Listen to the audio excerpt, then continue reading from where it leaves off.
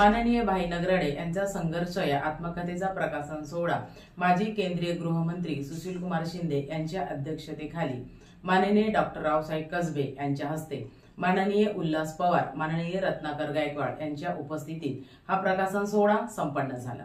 या प्रकाशन सोहळ्याला अनेक मान्यवर उपस्थित होते। हा कार्यक्रम centre for police research CPR Chavan Nagar Pashan road येथे संपन्न झाला।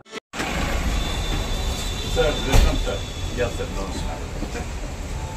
फोन दादा या सर प्लीज का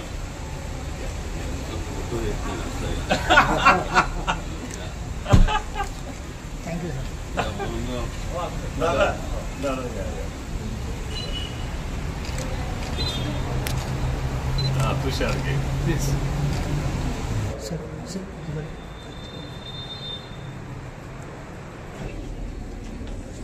इकडे सर इकडे स्टेजवर या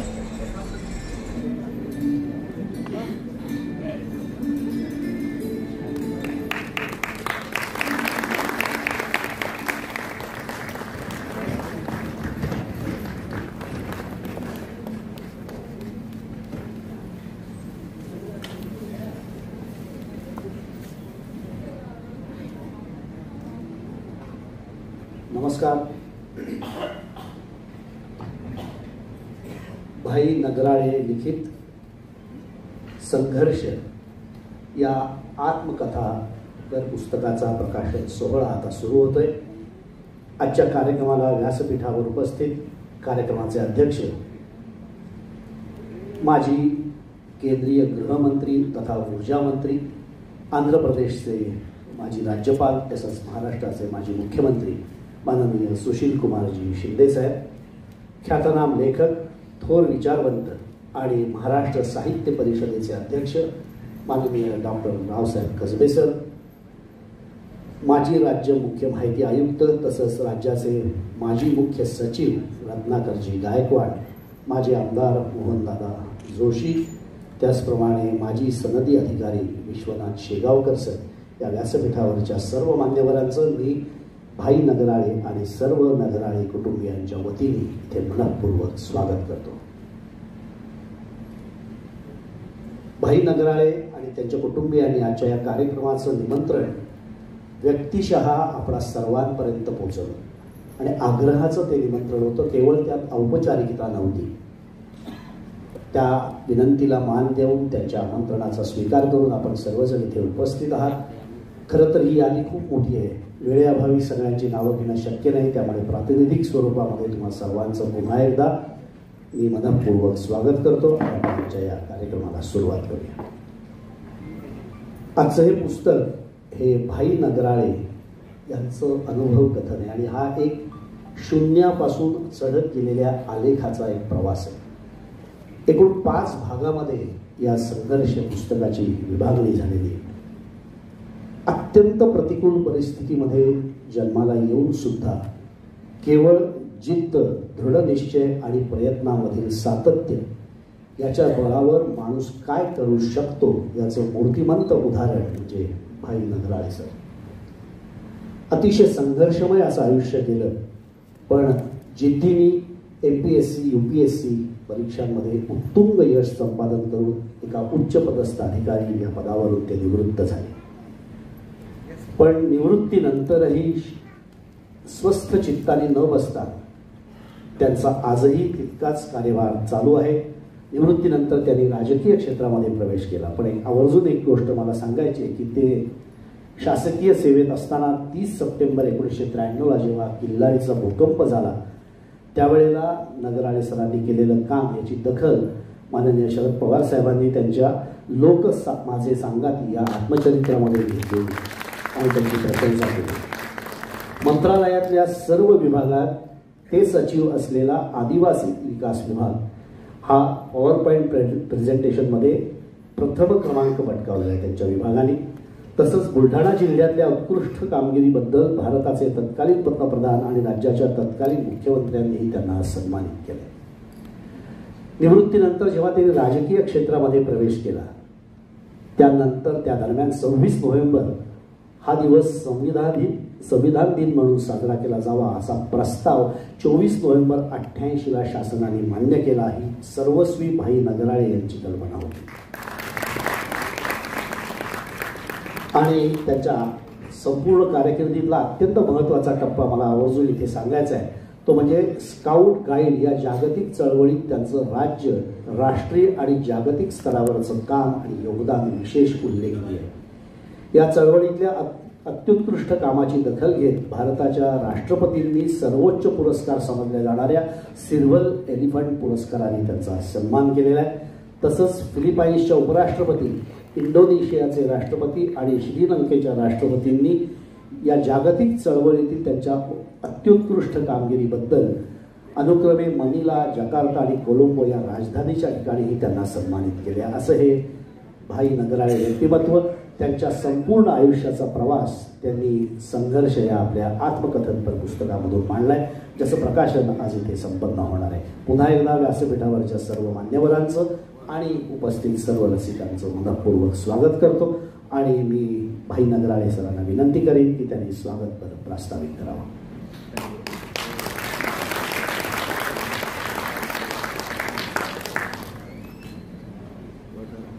या प्रकाशन सोहळ्याचे अध्यक्ष भारताचे माजी गृहमंत्री, तद्वतच भारताचे माजी ऊर्जा मंत्री, आंध्र प्रदेशचे माजी राज्यपाल आणि महाराष्ट्राचे माजी मुख्यमंत्री आदरणीय श्री सुशील कुमारजी शिंदे साहेब, ज्यांच्या शुभ हस्ते माझ्या आत्मकथेचे प्रकाशन होतंय, ते महाराष्ट्र साहित्य परिषदेचे अध्यक्ष,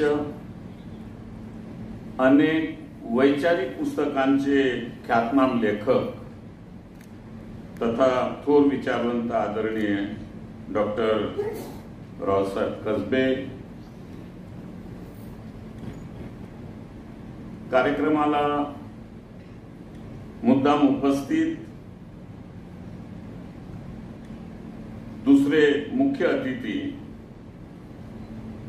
ज्यांनी गडचिरोली जिल्हा ऑगस्ट 82 मध्ये झाल्यानंतर गडचिरोली जिल्ह्याचे पहिले जिल्हाधिकारी म्हणून संपूर्ण जिल्हा पायाखाली घातला, आदिवासींसाठी विकास योजना राबवल्या, राज्याचे मुख्य सचिव म्हणून आपल्या कार्यकर्तृत्वाची अमिट छाप सोडली व सेवानिवृत्त झाल्यानंतर महाराष्ट्राचे मुख्य माहिती आयुक्त म्हणून कार्यभार स्वीकारताच प्रलंबित प्रकरणांचा खच समयबद्ध कार्यक्रम आखून निकाली काढला. ते सेवानिवृत्त ज्येष्ठ सनदी अधिकारी आदरणीय रत्नाकरजी गायकवाड साहेब, माजी आमदार आदरणीय मोहनदादा जोशी, माझे मित्र आणि तामिळनाडू केडरचे सेवानिवृत्त IAS अधिकारी श्रीयुत विश्वनाथ शेगावकर, या कार्यक्रमाला मोहनदादा जोशी येथील असं अपेक्षित आहे. आदरणीय उल्हासदादा पवार येणं अपेक्षित आहे, तेव्हा आपण त्यांची प्रतीक्षा करू, तेव्हा त्यांचंही मी मुद्दाम स्वागत करतो. सौ शोभना नगराळे, माजी प्राचार्य बाबा हातेकर, माननीय श्री विजय कुमारजी गवई, डॉक्टर त्रिभुवन साहेब, सरोजताई त्रिभुवन, ॲडव्होकेट निलेश, श्रीयुत MV मोरे बापू, माझे मित्र श्री आत्मारामजी आडागडे, ॲडव्होकेट श्रीकृष्ण शिरसाट, धुळ्याहून मुद्दाम आलेले श्री अनिल दामोदर, नाशिकचे डॉक्टर आनंद पगारे, श्रीयुत बिराडे सर, श्रीयुत प्रभाकर पवार सर, माझ्या आई वडिलांना दुसरे आई वडील म्हणजे सेकंड पेरेंट्स मानून त्यांना अखंड आरोग्य सेवा देणारे माझे डॉक्टर मित्र डॉक्टर दिलीपजी पाटील, डॉक्टर बापूसाहेब सेंदाणे, माझी सर्वात थोरली बहीण सुभद्रा बहीण, माझी मधली बहीण श्रीमती वत्सला उर्फ नाजूकताई इंदवे, माझी धाकटी बहीण श्रीमती रंजना उर्फ बेबीताई मोरे, वर्सोवा मुंबईहून आलेले माझे मित्र व त्यांचे सर्व कुटुंबीय, लातूरहून आलेले माझे मित्र श्री वसंतराव पाटील, श्री VS काळे, श्रीयुत राजू वाकडे सर, प्राध्यापक बबन भालेराव सर, श्रीमती सुमनताई झालटे, विलास भाऊ, राजेश भाऊ, गौतम भाऊ झालटे, श्री तुषार जोशी, उपस्थित नातेवाईक, सन्माननीय निमंत्रित, पत्रकार मित्र, आदरणीय जयंतराव गायकवाडजी, XMLC, बंधू आणि भगिनींनो, प्रारंभीच मी आपल्या सगळ्यांचं नगराळे कुटुंबाचा ज्येष्ठ सदस्य म्हणून आणि संघर्ष या आत्मकथेचा लेखक म्हणून मी मनापासून स्वागत करतो. याबरोबरच काही नावांचा कृतज्ञतापूर्वक उल्लेख करणे मी माझे कर्तव्य समजतो. त्यात मला आलेल्या आव्हानांवर मी आत्मकथेच्या रूपानं भाष्य करावं असा रास्त आग्रह धरणारे श्री सुशील शुक्ला, माझ्या 629 पानांच्या हस्तलिखिताचे टंकलिखित प्रतीत रूपांतर करून देणारे श्री अभिजित सोनवणे, माझ्या संघर्ष पुस्तकाची टंकलिखित प्रत तपासून देणारे श्रीयुत श्रीकांत कुलकर्णी, डिझायनर या नात्याने टंकलिखित प्रतीस पुस्तकाचा आकार देणारे श्री प्रभाकर भोसले, पुस्तकाची उत्कृष्ट छपाई करून देणारे श्री इम्तियाज भाई व या सर्वांमध्ये प्रभावी समन्वयकाची भूमिका पार पाडणारे श्री अविनाश गवई, या सर्वांच्या प्रती मी ऋणनिर्देश करतो. या कार्यक्रमाला माझे मित्र व शुभचिंतक तसेच फार मोठ्या प्रमाणामध्ये नातेवाईक उपस्थित आहेत, त्या सर्वांचे मी मनापासून स्वागत करतो. कोविड-19 मुळे मार्च 2000 पासून आपल्याला घरातच बंद व्हावं लागलं. अंदाजे 2 वर्षाचा तो कालावधी होता. आधी नमूद केल्याप्रमाणे मी माझ्या आयुष्यातील आव्हानांवर लिहावं असा आग्रह होताच. सौ शोभना नगराळे व घरातील सर्वांनी मला त्यासाठी प्रोत्साहित केलं. परिणामी मी दिनांक 26 मे 2020 रोजी पुणे मुक्कामी संघर्षचे पहिले पान लिहिले व तेव्हापासून रोज 10-15 पाने लिहित गेलो. अशी 629 पाने लिहून काढली. आता मी संघर्ष पुस्तकाच्या संक्षिप्त परिचयाबाबत आपल्याशी बोलतो. संघर्ष ही माझी आत्मकथा 5 भागात विभागली आहे. माझा जन्म मे 1947 सालचा. तुई धुळे या अंशतः आदिवासी जिल्ह्यातील जोगशेलू या 1200 लोकवस्ती असलेल्या खेड्यातील त्या काळची समाज व्यवस्था लक्षात घेता महार जातीच्या अस्पृश्य कुटुंबांना ज्या अवहेलना व अपमान सहन करावा लागला त्याची धग बालपणात माझ्यासह सर्वांना सहन करावी लागली.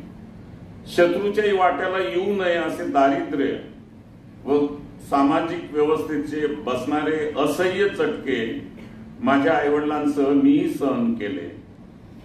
माझ्या वडिलांच्या आधीच्या पिढ्यांनी समाज व्यवस्थेतील या मरणप्राय यातना कशा सहन केल्या असतील याची कल्पनाच करवत नाही. अशा स्थितीत दादांनी म्हणजे माझ्या वडिलांनी त्यांच्या भावंडांना व आम्हा मुलांना शिकवलं. कारण त्यांच्यावर भारतरत्न डॉक्टर बाबासाहेब आंबेडकरांच्या विचारांचा प्रभाव होता. व त्यांनी शिक्षणाचं महत्व ओळखलेलं होतं. गावचे गावकरी म्हणून त्यांना कराव्या लागणाऱ्या कामांचा सविस्तर तपशील मी पुस्तकाच्या पहिल्या भागात लिहिला आहे. परिवारातील प्रत्येक व्यक्ती व परिवाराची प्रगती व्हावी असं घडायचं असेल तर त्यावर प्रभावी उपाय शिक्षण हाच आहे हे त्यांनी जाणले होते. म्हणून त्यांनी मृत गुरांची कातडी काढून ती मीठ लावून वाळवून बाजाराच्या दिवशी 8-10 किलोमीटर डोक्यावर वाहून त्यातून होणाऱ्या अर्थप्राप्तीतून व अन्य कष्टाची कामे करून कुटुंबाचा गाळा चालवला. मृत गुरांच्या मांसाहार सततची बाब झाली होती. या अत्यंत कठीण व आताच्या पिढीच्या पचनी न पडणाऱ्या व विश्वास न बसणाऱ्या गोष्टीचा उल्लेख मी चाण्या एक अपरिहार्यता या मथळ्याखाली लिहिलेल्या मजकुरात केलेला आहे. मृत गुराची कातडी काढताना मी गुरांचे पाय धरून दादांना मदत करीत असे. दादा संध्याकाळी अंधार पडल्यावर हातात टोपली व काठी घेऊन गावात भाकरी मागायला जात. दादा बाहेर गावी गेलेले असले तर माझे काका किसनजी भाऊ व प्रसंगी माझी मोठी बहीण सुभद्राबाई व मीही भाकरी मागण्याचे काम करीत असे. त्यावेळची समाज व्यवस्था व त्यात महार या अस्पृश्य जातीला कोण मरण यातना सहन कराव्या लागल्या त्याचे डॉक्युमेंटेशन व्हावे व ते नगराळे कुटुंबाच्या आत्ताच्या व पुढच्या पिढ्यांना कळावे हा हेतू ही संघर्ष आत्मकथा लिहिण्यामागे होता. मलाही बालपणापासून शिक्षण घेताना तसेच MPSC UPSCच्या परीक्षा देताना अनेक आव्हानांना तोंड द्यावं लागलं. परंतु पुढे प्रगती करण्याचा दृढ संकल्प, प्रबळ इच्छाशक्ती, प्रयत्नांची पराकाष्ठा यामुळे माझा पाठलाग करणाऱ्या अडचणींनी नंतर दिशेनाशा होत पळ काढला व पुढे येणाऱ्या अडचणींचे गतिरोधक आपला गुणधर्म बदलत भुईसपाट झाले. त्यामुळे प्रगतीचा मार्ग सुकर झाला. मला आलेल्या आव्हानांची मी कसा संघर्ष केला आजच्या व पुढे येणाऱ्या पिढ्यांना कळावे हाही संघर्ष ही आत्मकथा लिहिण्याचा दुसरा उद्देश होता. आपल्या सर्वांच्याच आयुष्यामध्ये संघर्ष हजेरी लावत असतो. त्याची तीव्रता कमी अधिक असते एवढेच. ही आत्मकथा वाचल्यावर काही जण स्वतःला त्यात आयडेंटिफाय करण्याचा प्रयत्न करतील तर काही जीवनात हिमालय एवढ्या मोठ्या अडचणी आल्या तरी जिंकायचेच आहे हा संदेश यातून घेतील. आपल्याला बाह्य आव्हानांशी संघर्ष करावा लागतो तसा तो अंतर्गत स्वतःशी करावा लागतो. मी IRS जॉईन करताना तसेच IRS चा राजीनामा देऊन परत राज्य शासनाच्या शिक्षण सेवा वर्ग 1 मध्ये परत येताना स्वतःच्या अंतर्मनाशी खूप संघर्ष केला. याचाही पुस्तकात मी सविस्तर उल्लेख केला आहे, यावर भाष्य केलं आहे. माझ्या जीवनातील बऱ्याच योगायोगांचाही उल्लेख पुस्तकात आला आहे. मी येरवडा प्रिझन प्रेस मध्ये 1967 साली कनिष्ठ लिपिक असताना एका जन्मठेप झालेल्या कैद्याने संयम गमावल्यामुळे त्याच्या जीवनातील घडलेली घटना त्याला कशी कारागृहापर्यंत नेते याबाबत लिहिले आहे. माणसाच्या जीवनात संयम व स्वतःच्या मनावरील ताबा किती महत्वाचा आहे हे यावरून लक्षात येते. माझ्या गावात त्या काळी 4थी पर्यंतची शाळा होती. त्यानंतर 5वी पासून पुढील शिक्षणासाठी वसतिगृहात मी 9 वर्षे काढली. माझ्या आईवडिलांनी व मोठ्या बहिणीने केलेल्या कष्टाची बारीक सारीक माहिती पुस्तकाच्या पहिल्या भागात दिलेली आहे. मी 1954-55 मध्ये पहिलीच्या वर्गात दाखल झालो. तेव्हापासून त्यावेळच्या समाज रचनेची समज मला आली होती. त्यात प्रामुख्यानं सवर्णांकडून आम्हा अस्पृश्यांना अत्यंत अपमानकारक वागणूक मिळत असे. गावकरी म्हणून माझ्या वडिलांना कराव्या लागणाऱ्या कामांचा तपशील वाचल्यावर त्यांना पडलेल्या कष्टाची कल्पना येते. घरच्या गरिबीच्या परिस्थितीमुळे मला लवकर नोकरी करावी लागली. येरवडा प्रिझन प्रेस मधील कनिष्ठ लिपिक पदाने तिची सुरुवात झाली. त्यानंतर एमपीएससीच्या परीक्षा देऊन महाराष्ट्र शिक्षण सेवा वर्ग 2 व वर्ग 1 मध्ये निवड झाली. साधारणपणे 18 पेक्षा अधिक काळ अशा शिक्षण खात्यामध्ये मी काम केलं.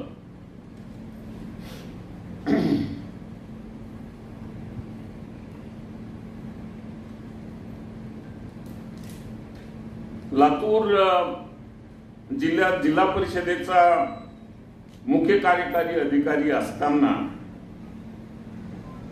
महाप्रलयंकारी भूकंप झाला. त्या भूकंपामध्ये 8,000 पेक्षा अधिक जणांचा त्याच्यात प्राण गेले आणि याची नोंद मी या पुस्तकात केलेली आहे. आदरणीय उल्हासदादा पवार उपस्थित झालेले आहेत. मला आपल्याला सांगितलं पाहिजे की पुण्यासह महाराष्ट्राच्या सामाजिक, शैक्षणिक, सांस्कृतिक व राजकीय क्षेत्रात ज्यांचा वावर आहे व ज्यांचा या सर्व क्षेत्रातील एनसायक्लोपीडिया म्हणून बिनचूकपणे उल्लेख करता येईल ते आदरणीय उल्हासदादा पवार उपस्थित झालेले आहेत. त्यांचे मी स्वागत करतो.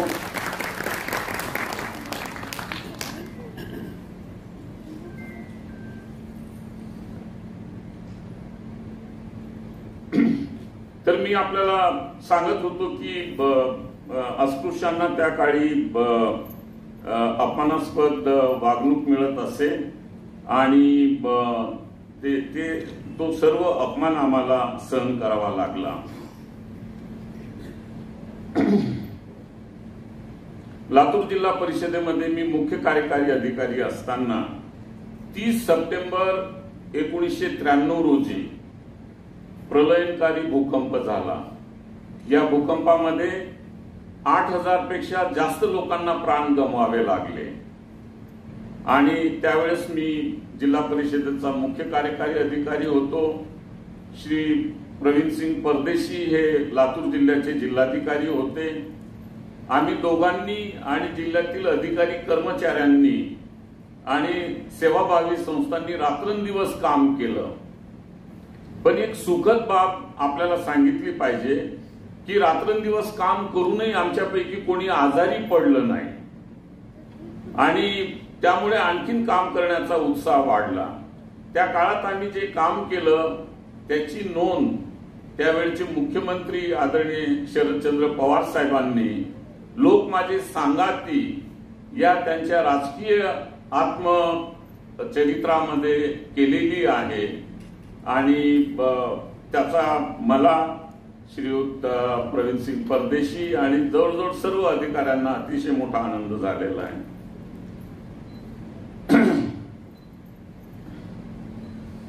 माझ्या आईवडिलांनी व मोठ्या बहिणीने जी कष्ट केली तर त्याची नोंद मी याच्यात केलेली आहे आणि घरच्या गरिबीमुळे मला लवकर नोकरी करावी लागली त्याची नोंद मी या पुस्तकामध्ये केलेली आहे आणि राज्याच्या शिक्षण खात्यामध्ये मी 18 वर्षापेक्षा अधिक नोकरी केली.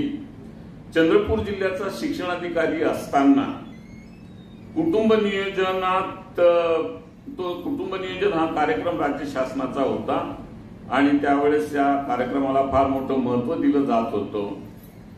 त्या 84-85 मला असं वाटतं 83-84 या वर्षामध्ये चंद्रपूर जिल्हा कुटुंब कल्याण कार्यक्रमामध्ये राज्यात प्रथम आला आणि म्हणून शासनाची जी एक प्रोत्साहनपर योजना होती त्यामुळे आम्हाला साऊथ इंडियामध्ये जाण्याची संधी मिळाली. त्यावेळेस जिल्हाधिकारी, जिल्हा मुख्य कार्यकारी अधिकारी, मी स्वतः, जिल्हा आरोग्य अधिकारी अशी एकूण 7 जण आम्ही साऊथ इंडियाच्या टूरवर गेलो आणि एक गोष्ट मला त्या दौऱ्यामधली, त्या अभ्यास दौऱ्यामधली आठवते. 31 ऑक्टोबर 1984चा तो दिवस होता. आम्ही रेल्वेने कोइंबतूरहून रामेश्वरला संध्याकाळी उशिरा पोहोचलो.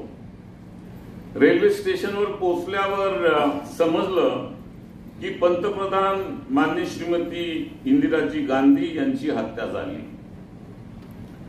संपूर्ण शहर शोक सागरात बुडालेलं होतं. चौकात चौकात इंदिराम्मा नावाचा शोकाकुल उल्लेख करून लाऊडस्पीकरवरनं सामूहिक शोक व्यक्त केला जात होता. कोरस मोर्निंग ते आम्हाला बघायला मिळालं. तेव्हा सन 91 मध्ये माझी UPSC द्वारे बाय सिलेक्शन IAS मध्ये निवड झाली. त्यानंतर विविध पदांवर काम करीत सचिव आदिवासी विकास विभागात असताना दिनांक 30 एप्रिल 2007 रोजी मी सेवानिवृत्त झालो. या काळात मी जिल्हा परिषद लातूरला मुख्य कार्यकारी अधिकारी पदावर असताना जो भूकंप झाला त्याबद्दलची माहिती मी आपल्याला दिली. आणि तो काळ अतिशय वेदनादायक होता. कारण सुरुवातीला रेस्क्यू, त्यानंतर त्यांना रिलीफ म्हणून मदत आणि मग रिहॅबिलिटेशन, या तिन्ही क्षेत्रांमध्ये आम्ही सर्वांनी अतिशय प्रामाणिकपणे काम केलं. तेव्हा ह्या नैसर्गिक आपत्तीनंतरही त्या वर्षी जिल्हा परिषद लातूर, ज्याचा मी CEO होतो, 20 कलमी कार्यक्रमामध्ये राज्यामध्ये पहिला क्रमांक आला. औरंगाबादच्या पैठण रोडवरील वाल्मी मध्ये झालेल्या एका कार्यक्रमात, वाल्मी म्हणजे water and land management institute, त्या कार्यक्रमामध्ये तत्कालीन मुख्यमंत्री माननीय शरदचंद्रजी पवार यांच्या शुभ हस्ते जिल्हा परिषदेचे अध्यक्ष माननीय दिलीपरावजी देशमुख व मी पुरस्काराच्या स्वरूपात 25 लाखाचा चेक स्वीकारला होता. पदावर असतानाही मी विभागात अव्वल राहण्याचा प्रयत्न केला. बुलढाण्यात जिल्हाधिकारी पदावर असताना राज्य व राष्ट्रीय पातळीवर प्रथम क्रमांकाची पारितोषिके घेतली. सचिव आदिवासी विकास विभाग या पदावर अत्यंत शिस्तबद्धरित्या काम केल्याने दिनांक 6 सप्टेंबर 2006 रोजी मंत्रिमंडळ बैठकीत मंत्रालयातील विविध विभागांच्या कामाचं मूल्यमापन करून त्याचं एक पॉवरपॉइंट प्रेझेंटेशन झालं. मी सचिव असलेल्या आदिवासी विकास विभागाचा प्रथम क्रमांक त्यात आला, हे मी पुस्तकात मोठ्या अभिमानानं नमूद केलेलं आहे. 18 वर्षांपूर्वी म्हणजे दिनांक 30 एप्रिल 2007 रोजी मी सेवानिवृत्त झालो. त्यानंतर ज्या पक्षानं 28 डिसेंबर 1885 रोजी झालेल्या स्थापनेनंतर 62 वर्षे सतत ब्रिटिशांशी लढा दिला व देशाला 15 ऑगस्ट 1947 रोजी स्वातंत्र्य मिळवून दिलं व ज्या पक्षाची विचारधारा मुळातच सर्व धर्म समभावाची आहे, अशा राजकीय पक्षात मी प्रवेश केला. तेव्हापासून ते आज तागायत मी त्या पक्षात आधी 13 वर्षे सरचिटणीस तर गेल्या 5 वर्षांपासून उपाध्यक्ष पदावर मी काम करीत आहे. यापुढेही पक्ष देईल ती जबाबदारी मी पार पाडत जाईन. पुढील एक बाब मी मुद्दाम नमूद करू इच्छितो. मी माननीय श्री माणिकरावजी ठाकरे यांच्याबरोबर काम करत असताना माझ्या मनी आले की 26 नोव्हेंबर हा दिवस महाराष्ट्रात संविधान दिवस म्हणून साजरा झाला पाहिजे. मी तसा प्रस्ताव तयार करून माननीय श्री माणिकराव ठाकरे व आम्ही काही पदाधिकाऱ्यांनी तो 17 नोव्हेंबर 2008 रोजी तत्कालीन मुख्यमंत्री माननीय श्री विलासरावजी देशमुख यांना दिला. त्यास त्यांनी तात्काळ मंजुरी दिली. मी GADच्या तत्कालीन प्रधान सचिव श्रीमती ठेकेकरा यांच्याकडे बसून दिनांक 24 नोव्हेंबर 2008 रोजी शासन निर्णय निर्गमित करून घेतला व 26 नोव्हेंबर 2008 पासून महाराष्ट्रात संविधान दिवस साजरा व्हायला सुरुवात झाली.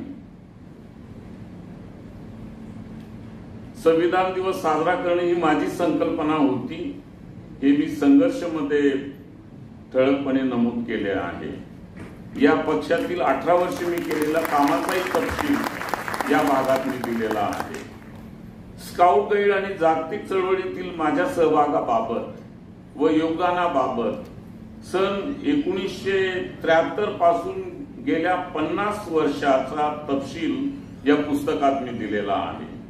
त्यात राज्य, राष्ट्रीय व आंतरराष्ट्रीय स्तरावर मी निवडून आलेल्या विविध पदांवर काम करण्याची मला जी संधी मिळाली, मी राज्य मुख्य आयुक्त, मुख्य राष्ट्रीय आयुक्त, तर एशिया पॅसिफिक रिजनल स्काउट कमिटीवर साऊथ कोरियाच्या ग्वांगजू सिटीमध्ये ऑक्टोबर 2015 मध्ये झालेल्या परिषदेत 2015 ते 2021 अशा 6 वर्षांसाठी सदस्य म्हणून निवडून आलो. या चळवळीत काम करताना विविध परिषदांमध्ये सहभागी होण्यासाठी 15 देशांना भेटी दिल्या आणि त्या निमित्तानं अन्य सर्व देशांसह एकूण 28 देशांना भेटी दिल्या. पॅरिस, फ्रान्स मधील या जागतिक चळवळीच्या 20 जणांच्या कोर ग्रुपची बैठक, तसेच जपान मधील हिरोशिमा व नागासाकी या शहरांना दिलेल्या भेटी माझ्या कधीही विस्मरणात जाणार नाही. शेवटी हा कार्यक्रम यशस्वी करण्यासाठी सौ शोभना नगराळेची साथ व जीवाचं रान करणारी सावित्रीबाई फुले विद्यापीठाच्या विधी विभागातील असोसिएट प्रोफेसर असलेली माझी कन्या डॉक्टर सोनिया नगराळे, माझे ज्येष्ठ चिरंजीव संदीप, सौ पल्लवी, कनिष्ठ चिरंजीव सचिन, नातू चिरंजीव हर्षमन व चिरंजीव अक्षोभ्य यांचाही आनंदी नामोल्लेख त्यांचा पालक म्हणून मी मुद्दाम ठळकपणे करतो व माझ्या प्रास्ताविकास विराम देतो. धन्यवाद. कार्यक्रमाच्या सर्वात महत्त्वाच्या टप्प्याकडे जातोय, ते म्हणजे भाई नगराळे लिखित संघर्ष या आत्मकथनपर पुस्तकाचा प्रकाशन समारंभ. मी सर्व व्यासपीठावरच्या मान्यवरांना विनंती करतो की त्यांनी संघर्ष या पुस्तकाचं प्रकाशन करावं.